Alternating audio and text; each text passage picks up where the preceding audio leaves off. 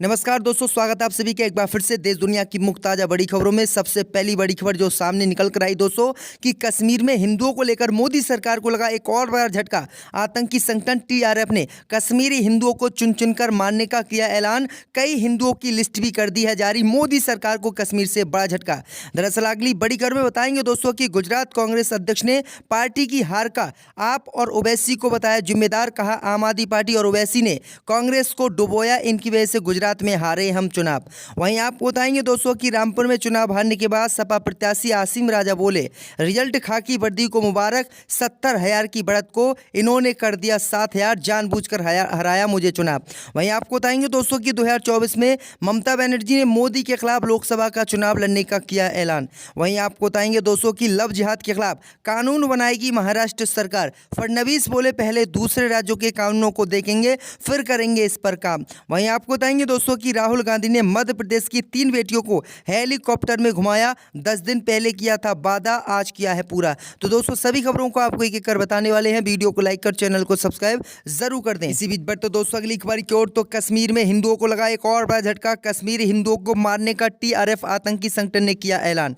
जब दोस्तों आपको बता दें कि आतंकी संगठनों के निशाने पर एक बार फिर से कश्मीरी हिंदू आ गए हैं और कश्मीरी हिंदुओं को लेकर मोदी सरकार की एक बार फिर से मुश्किलें बढ़ गई हैं।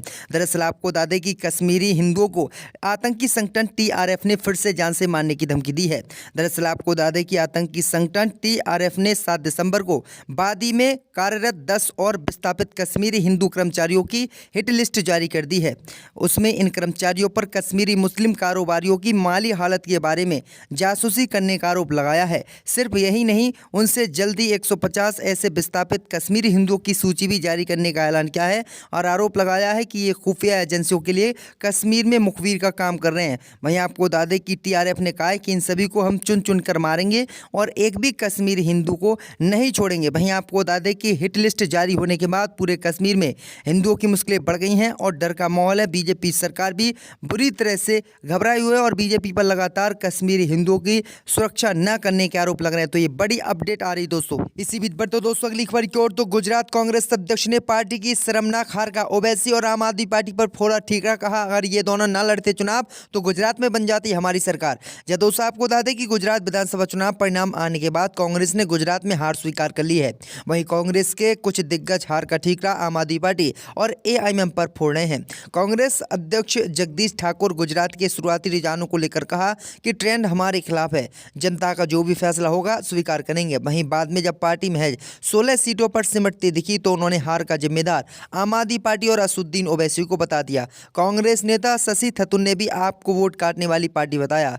गुजरात नतीजों को लेकर गुजरात कांग्रेस अध्यक्ष जगदीश ठाकुर ने प्रतिक्रिया दी। उन्होंने कहा कि ये सच है कि आम आदमी पार्टी और असुद्दीन ओवैसी चुनाव के दौरान वोट काटने के कारणों में से एक थे। कमियों का विश्लेषण करने के लिए हम जल्दी बैठक करेंगे। मुझे उम्मीद है कि अगली सरकार अपने वादों को पूरा करेगी। दरअसल आपको बता दें कि गुजरात में आम आदमी पार्टी और ओवैसी को कांग्रेस ने अपनी हार का जिम्मेदार बताया। कहा अगर ये दोनों पार्टी यहाँ चुनाव नहीं लड़ती तो हमारी हार नहीं होती और गुजरात में हमारी सरकार बनती। उन्होंने कहा है आम आदमी पार्टी और ओवैसी ने यहाँ पर हमारे वोट काटे। इसी बीच बढ़ तो दोस्तों अगली खबर की ओर। तो जजों की नियुक्ति को लेकर सुप्रीम कोर्ट से मोदी सरकार को लगा बड़ा झटका। जजों की नियुक्ति में देरी करने पर सुप्रीम कोर्ट ने मोदी सरकार को लगाई फटकार।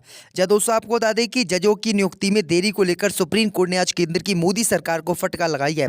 सुप्रीम कोर्ट और हाई कोर्ट में जजों की नियुक्ति के लिए मौजूदा कॉलेजियम सिस्टम की संवैधानिक पदों पर आसीन लोगों द्वारा हो रही आलोचना पर सुप्रीम कोर्ट ने नाराजगी जाहिर की और केंद्र की मोदी सरकार को फटकार लगाई। दरअसल आपको बता दें कि कोर्ट ने अटॉर्नी जनरल आर वेंकटर मणि से कहा कि सरकारी पदों पर बैठे लोगों द्वारा कॉलेजियम की आलोचना करना ठीक नहीं है, आप उन्हें सही सलाह दीजिएगा। सुप्रीम कोर्ट में दायर याचिका में जजों की नियुक्ति के लिए कॉलेजियम की सिफारिशों पर समय सीमा पर फैसला न लेने के चलते मोदी सरकार के खिलाफ अवमानना की कार्रवाई की मांग की गई है। इसी याचिका पर सुनवाई करते हुए सुप्रीम कोर्ट के मुख्य जज नाराज हुए और उन्होंने केंद्र की मोदी सरकार को फटकार लगाई और कहा कि केंद्र की मोदी सरकार तत्काल जजों की नियुक्ति करे। तो ये बड़ी अपडेट आ रही दोस्तों कि बार बार केंद्र की मोदी सरकार सुप्रीम कोर्ट से डांट खा रही है। इसी बीच बढ़ तो दोस्तों अगली खबर की ओर। तो रामपुर में चुनाव हारने के बाद सपा नेता आसिम राजा बोले रिजल्ट खाकी वर्दी को मुबारक, 17,000 की बढ़त को किया 7,000। जब दोस्तों आपको बता दें कि रामपुर विधानसभा उपचुनाव में हारने के बाद सपा प्रत्याशी आसिम राजा ने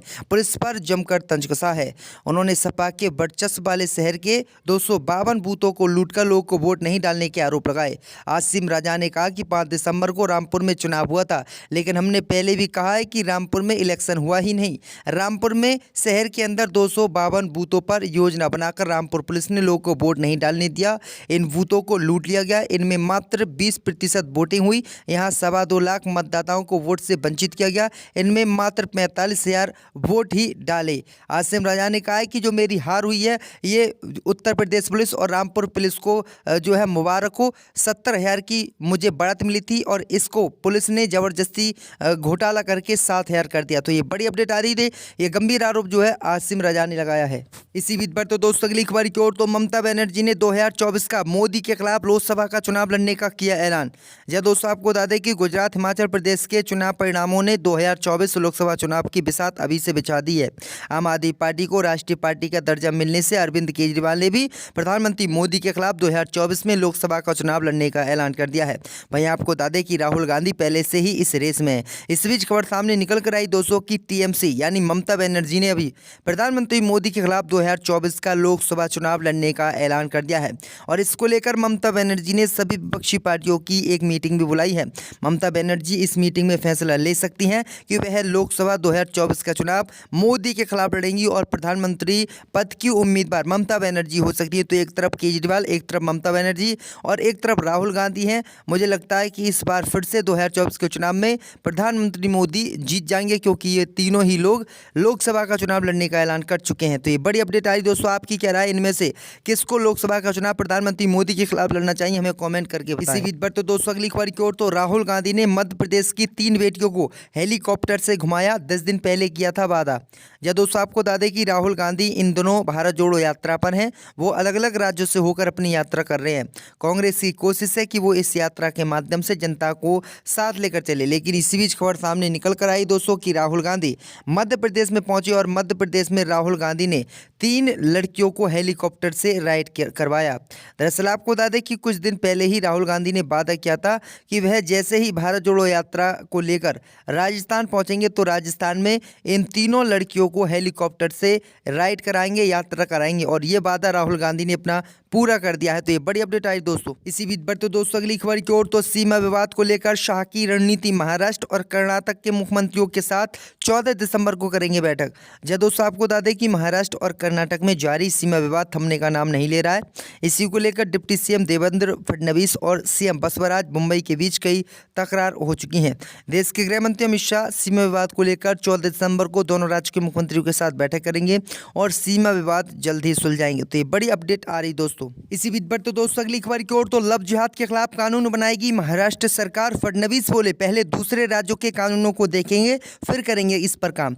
जब दोस्तों आपको बता दें कि लव जिहाद के खिलाफ कानून बनाने को लेकर महाराष्ट्र के डिप्टी सीएम देवेंद्र फडणवीस ने कहा है कि वह पहले दूसरे राज्यों द्वारा बनाए गए लव जिहाद के कानूनों को देखेंगे फिर इस पर कोई फैसला लेंगे। देवेंद्र फडणवीस का यह बयान श्रद्धा वालकर के पिता विकास वालकर से मुलाकात के बाद आया है। विकास वालकर ने यहां महाराष्ट्र के डिप्टी सीएम से आज बातचीत की थी और मुलाकात के बाद उन्होंने कई आरोप भी लगाए थे। इसके बाद जब उनसे पूछा गया कि महाराष्ट्र सरकार लव जिहाद के खिलाफ कानून बनाएगी, इस पर उप मुख्यमंत्री देवेंद्र फडणवीस ने कहा कि हमने अभी तक कोई निर्णय नहीं लिया है, लेकिन हम इस संबंध में विभिन्न राज्यों द्वारा बनाए गए कानूनों का अध्ययन करेंगे। आपको बता दें कि भारत के 29 में से कम 8 राज्यों में अब लव जिहाद के खिलाफ कानून लागू है। जिन राज्यों में लव जिहाद के खिलाफ कानून लागू है वहाँ भारतीय जनता पार्टी की सरकार है। सुप्रीम कोर्ट ने अभी हाल में फैसला सुनाया है 2-3 घंटे पहले ही, इस पर आप क्या कहना चाहोगे? सुप्रीम कोर्ट की सुन कौन रहा है? सरकार सुनती क्यों नहीं सुप्रीम कोर्ट की? अभी कोर्ट का फैसला आने से पहले उत्तर प्रदेश के मुख्यमंत्री योगी आदित्यनाथ ने बयान दिया है। उन्होंने कहा है कि सिर्फ आरोप होने से हम गिरफ्तार नहीं कर सकते, जब तक सबूत नहीं मिलेंगे तब तक आरोपियों को गिरफ्तार नहीं किया जाएगा। तो सरकार क्या संरक्षण देगी आरोपियों को? सुप्रीम कोर्ट को इसका संज्ञान लेना चाहिए। आज हिंदुस्तान की जनता सिर्फ सुप्रीम कोर्ट के ऊपर ही भरोसा कर रहा है। सुप्रीम कोर्ट सख्त एक्शन ले और सुप्रीम कोर्ट के पास ये पावर है कि वो किसी को भी पूछताछ करने के बाद जेल भेज सकता है।